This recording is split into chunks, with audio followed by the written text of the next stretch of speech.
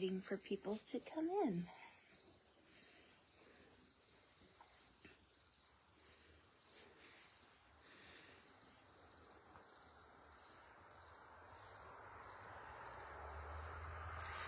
Let me know if you can hear me. Otherwise, I'll need to reset my headphones. Hopefully you can't hear the highway sounds, because they're loud. And I've decided to feature some of the beautiful fall colors going on out here. So if you happen to hear dogs barking in the back, it's because my dogs are outside and they're a bit angry with me. And we'll hopefully get more people in here and we'll get started.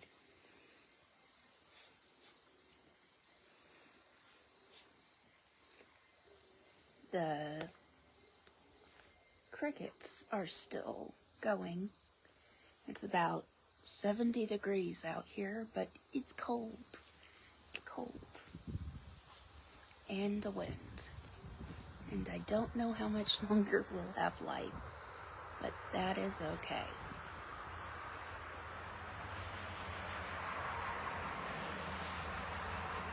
And luckily I'm not getting too many stares because people can't really see on my porch unless they're really looking.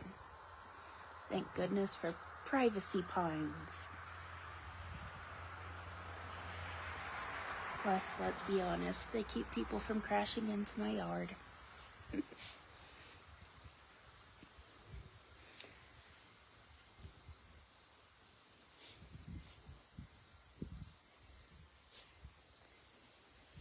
I know I went live a little early, so I'm letting people come in.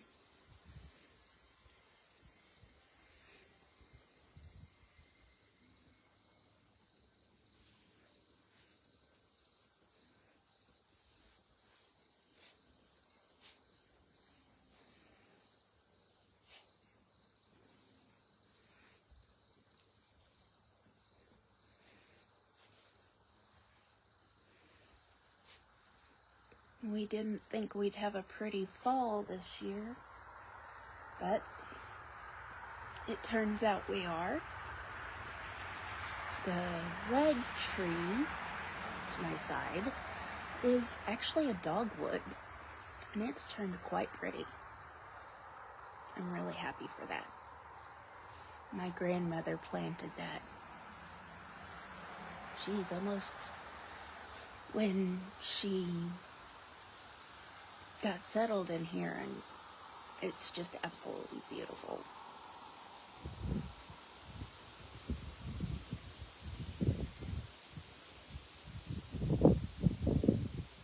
This porch has always been one of my favorite places.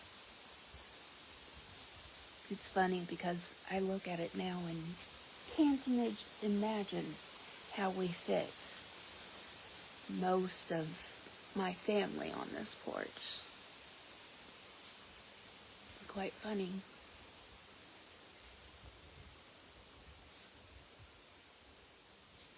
Just waiting for people to come in.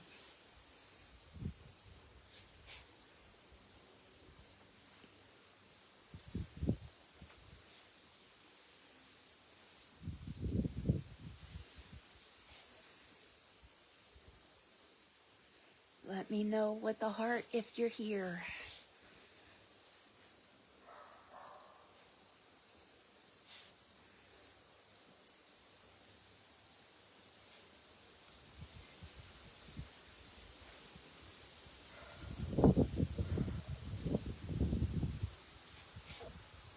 Oh, hope I don't kick that.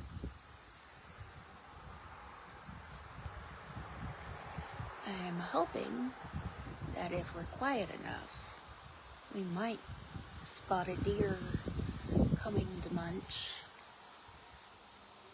It depends on how friendly they're feeling today.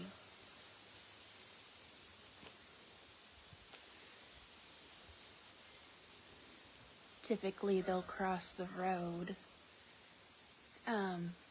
right further down, right where I'm seeing, and they'll make their rounds.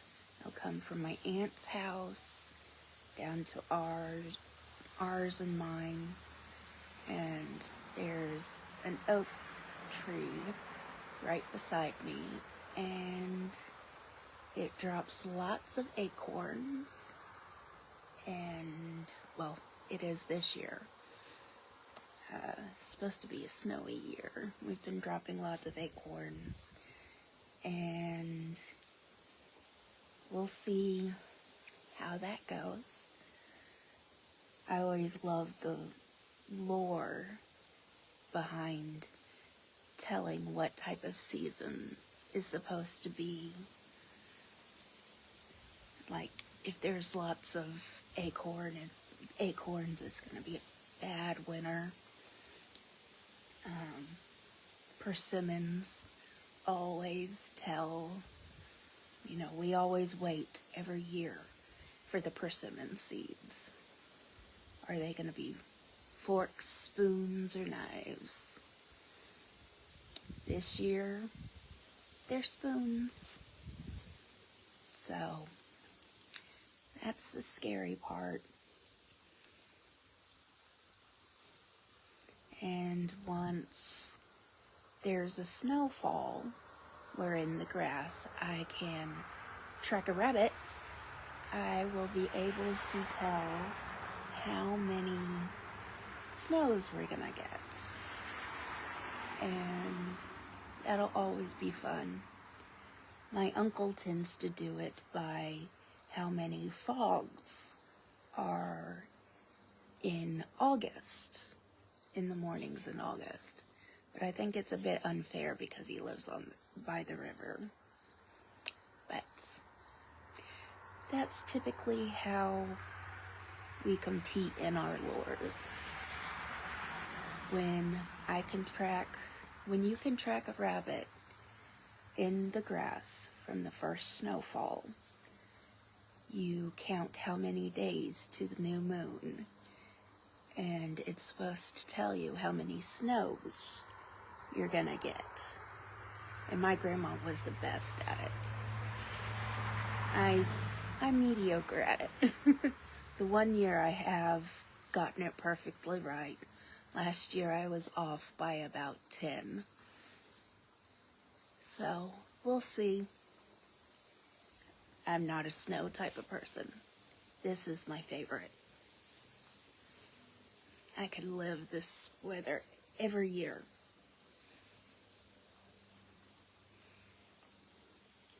Well, I think since we're 5 minutes past the start of the 5 o'clock Central Time, we'll get started.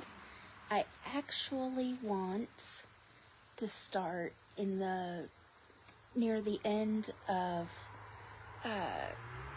chapter 15 and then go into part of chapter 16, because I think it shows just the different types of dynamics in this book and in the series. Alright, so here we go. And this is being told in the point of view of Easton, because I switch back and forth. But we'll start this. Well, it's going to cost $50,000 to repaint the bus. Xander threw the estimate on the table. Jackson picked up the estimate paperwork and read over the numbers. Shit. What about those wrap things that they put on them now? What would that cost be? Xander shook his head and then looked at me. I know he's decided this wasn't an option due to Anaya. He didn't want to hurt her anymore. Closest place would be St. Louis, and St. Louis, who would be able to handle a bus our size. I kind of don't think the idea of traveling up I-44 with that shit rock. I kind of don't like the idea of traveling up I-44 with that shit written on it. Neo turned thoughtful, and I didn't have a clue what would come out of his mouth, or if it would be a brilliant idea or one of the dumbest. Why don't we just splash paint on it, cover it up with splatters? That way, when we send it up to St. Louis, you won't see the words, but you'll see the vandalism. I looked around at the rest of the band and realized they had the same look on their faces that I did. The look of pure shock that such an extremely sagacious idea came out of the man who finds some of the stupidest shit funny. I got up and walked over to Neo and leaned down and kissed him on the lips. He immediately pushed me away as I laughed. Wiping at his mouth, he complained, "Dude, I like you and all, but definitely not like that. For one thing, your dick is too big for my asshole. Another is I haven't swung that way in a few years, and that was only because the girl wanted to peg me. Plus, I like Anaya too much to let you take me. Sorry, dude." We all busted out laughing, but we knew he had a fucking out of this world idea, and it was going to go into effect. I had some paint to buy. And this is Anaya's perspective. I was looking into the fridge when the doorbell rang. I knew it was Jennifer because Piper and Lyra were already here. Lyra, God bless the woman, came over the minute I called and told her that Easton didn't want me alone. I felt like I was surrounded by family with this group of people, and I loved them more for accepting me into the fold. Jennifer, of course, came complaining while carrying the bags of groceries I asked for. "Okay, woman, what do you need with all this crap?" I grabbed the bag from her and started to look inside to make sure she grabbed everything. We, my friends, are going to gorge ourselves on carbs and sweets, the best comfort food in the world. Jennifer looked dumbfounded. Why do we need comfort food? Piper, Lyra, and I gaped at her, and we saw the moment she understood, because she flushed and whispered her apologies. Lyra's phone chirped and she pulled it out. Her brows dipped and she shrugged to herself, then typed away. I watched with curiosity and waited for her to say something. She looked up at me and took a deep breath.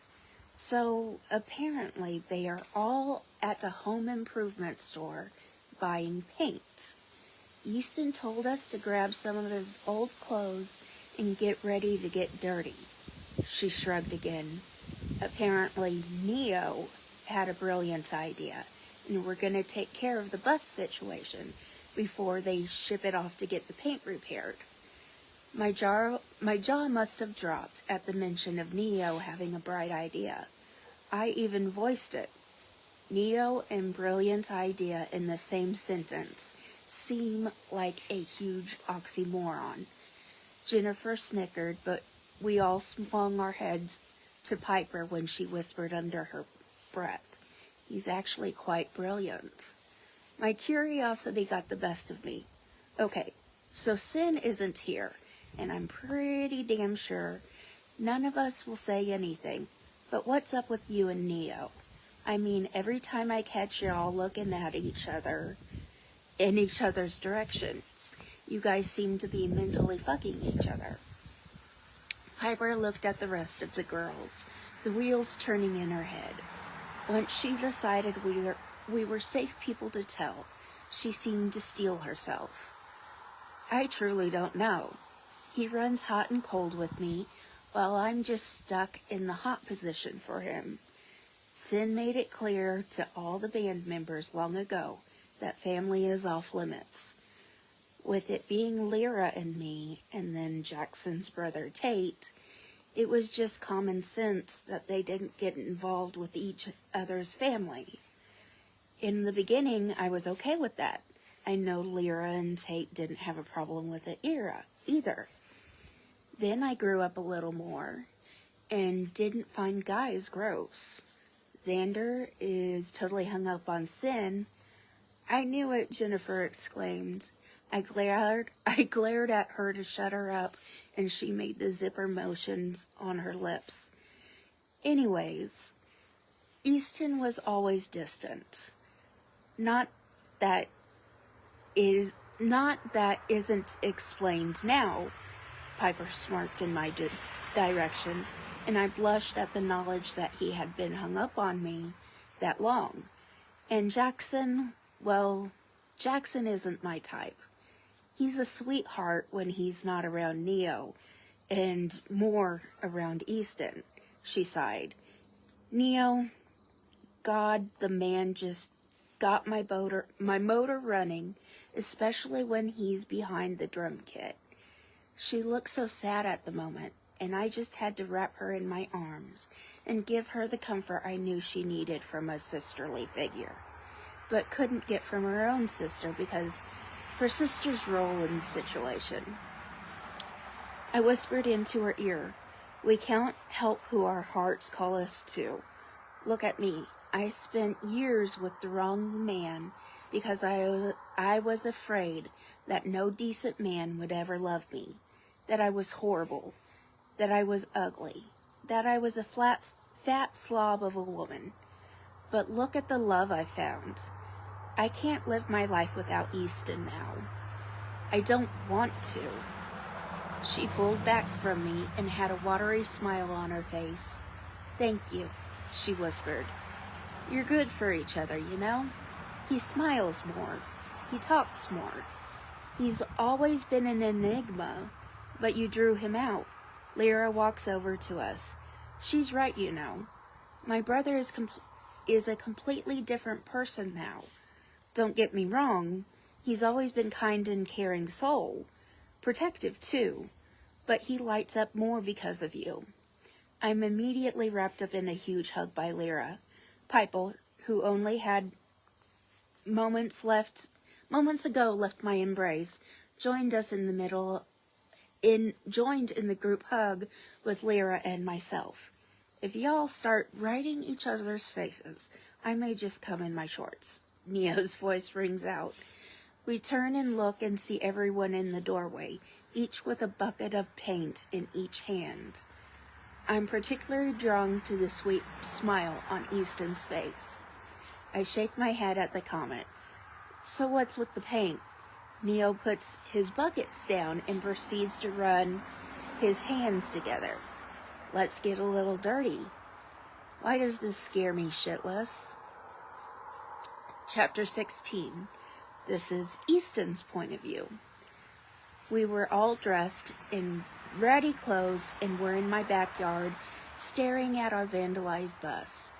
The words were hateful, despicable, and totally uncalled for. The band and I all agreed that Anaya deserved the first splatter.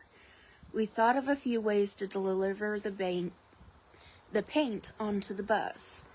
Rope mops, the biggest paintbrushes they made, and balloons. I really loved the balloon idea. It took us 2 hours to fill them, but as Anaya stood in front of the bus covered in black and red balloons, the band's colors, I knew this was the right idea. I could really kiss Neo again. I walked up to her and handed her a plastic balloon with a plastic ball with a few needles sticking out of it. We decided this was better than darts. Hey babe, you get to go first. She turned to me with wide eyes and tried to gently shove the pokey ball back into my hand. No, it's your bus. It's my fault it's vandalized. You guys get to do the throwing. We decided you get to do the first act of cover-up. I looked behind me and saw that everyone was nodding in agreement. Sin broke ranks and came up to us. She covered our hands, making sure that Anaya's hand had a firm grip on the ball. Babe, this is your revenge. You let this bastard know that you'll fuck him up if he messes with you. Think of this as an artist version of a rage room. Anaya smiled at her. Now, pretend those balloons are his balls, and throw this pointy-ass ball at them and pop those fuckers. Anaya laughed at Sin, and I knew my friend got through to my woman.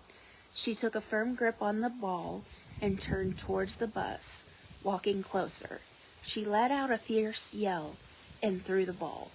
When it connected with a balloon and it popped, splattering and oozing fluorescent blue paint down the W of the word whore, I could tell that broke some sort of dam in her, because she walked over, picked up the ball, and this time a feral cry came out of her throat as she went along the side of the bus, hitting the ball against random balloons. When she stopped and bent over, putting her hands on her knees, she began to cry. The gut-wrenching sobs made me walk over to her and wrap her in my arms. She sobbed into my chest. Anaya, let it go. Babe, I've got you. We've all got you. Lyra walked over and stole Anaya from me. She hugged her, basically wrapping her body around her. She petted her hair and whispered loving words to her. I couldn't take the flow of emotion coming out of them, and I turned away to look at my bandmates and the people who made up our heathen family. I loved these people with every breath I took. I don't know if they knew that. Jennifer walks up to me and puts a ball in my hand. You're next, handsome. You're hurting too. I can see it in your eyes. Take it out on the bus. Cover up those ugly words with beautiful art. She smiles at me and then walks over to my band. Jackson wraps an arm around her neck and shoulders from behind. He's much taller than she is, but the stance lets me know that she's protected too. I turn around and look at the bus, our black, shiny bus with our red Waters Run Deep logo on the side, along with those vile words, Easton, Anaya is a whore, written across the side. When I see the beauty Anaya created to cover it up, we chose neon, fluorescent black light, and glow-in-the-dark colors to splash on the bus. I don't know if it's street legal to have glow-in-the-dark paint on your vehicle. I didn't give a damn. I'll pay the ticket. I pulled my arm back and threw the plastic ball, hitting a balloon with yellow paint in it. Inside of me, I felt something snap. I grabbed one of the rope mops dipped into one of the buckets of paint. I walked over to the bus and swung it around. Paint flying and multiple loud squishy thuds hit the side of the bus when the ropes hit the side. Madness set in, and I did it over and over until I felt arms carefully wrap around my waist. I immediately dropped my weapon of mass paint destruction and spun around, crushing Anaya to me. She held me as I cried into her hair. I didn't realize how much emotion had built up inside of me.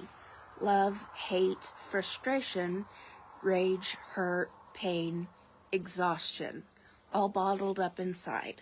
I knew I needed to be strong for her, so I tried to man up. For her. Only for her. When I went to pull my head off of hers, I found that her hand kept holding my head down. That's when I noticed that she was crying into my neck. I ran my hand over her head, trying to soothe her.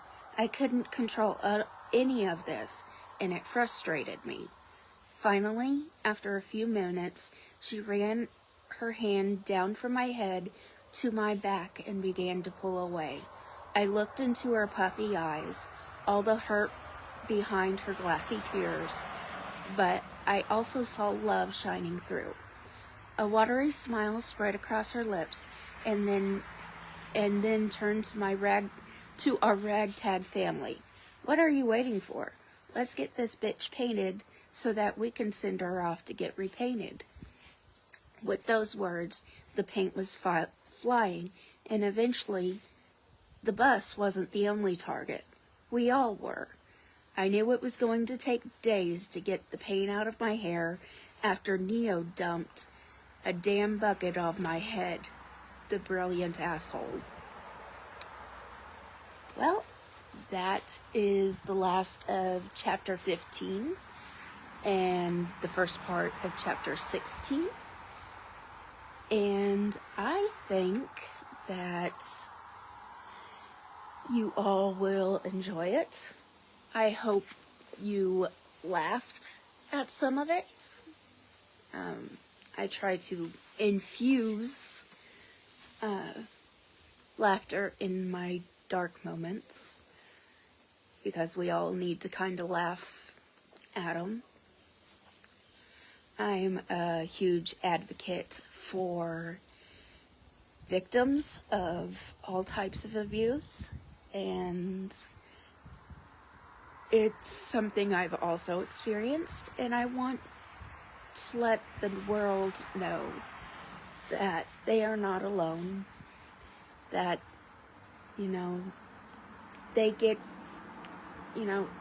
to have people who understand them on some sort of level and can talk to. This series is really emotional for me. So is this book itself. I had a muse. I still have a muse. She's a great person. And she inspired this book. She is one hell of a strong woman. And I've come to realize just how many of my friends have experienced things similar like this in their life. All types of horrors. And I think that's also why I wrote it. Because sadly it's more common than you know. And we all need to know, like I said, we're not alone. And, there's a part of my experience in there. There's, parts of experiences I've heard from my friends. So it's an emotional book for me.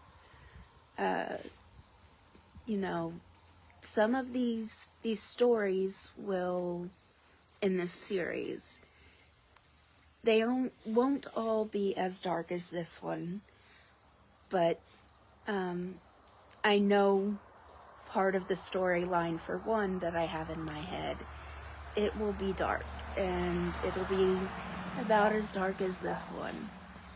But I also have lighter points sprinkled in. And I will tell you that Jackson and Neo's stories are not as dark. They have darker elements, but they're not as dark.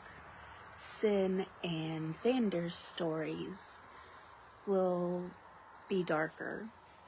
And I think we all experience dark moments in our life. And it's how we handle them that matters. And you can make beauty from the ugly. And I think that's also why I chose this little section of book to read. Because they made beauty from ugly. And that's something we all need to remember. So, it's getting a little cooler out here. And the sun is going down. I hope that those who watched it enjoyed it. And I will be putting these up on YouTube on the Not Right, as in right, Book Creations YouTube page, which I will have linked somewhere. And I hope you enjoyed, and I'll see you later. Oh, it's out November 1st. Just have to let you know that. All right. Thanks. Bye.